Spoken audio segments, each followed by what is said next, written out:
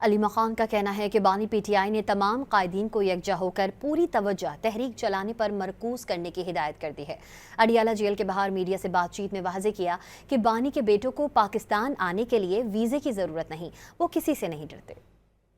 آہستہ آہستہ عمران خان کو مکمل طور پہ مکمل آئسولیشن میں کر دیا گیا ہے، تو اب تحریک کے اوپر انہوں نے پارٹی کے لیے ہدایت بھیجی ہے کہ سارے یکجا ہو کر سارا فوکس تحریک کے اوپر کریں۔ انہوں نے یہ اپنی ہدایت بھیج دی ہے جو سلمان اکرم راجہ صاحب کو عمران خان کی دے دی گئی ہے کہ سارے متحد ہو کر سارا اپنا فوکس تحریک کے اوپر لیں، اور تحریک اس لیے ہے کیونکہ انصاف کے دروازے سارے بند ہو گئے۔ عمران خان کے بیٹے سلیمان اور قاسم پاکستان آ رہے ہیں، انشاءاللہ وہ آئیں گے۔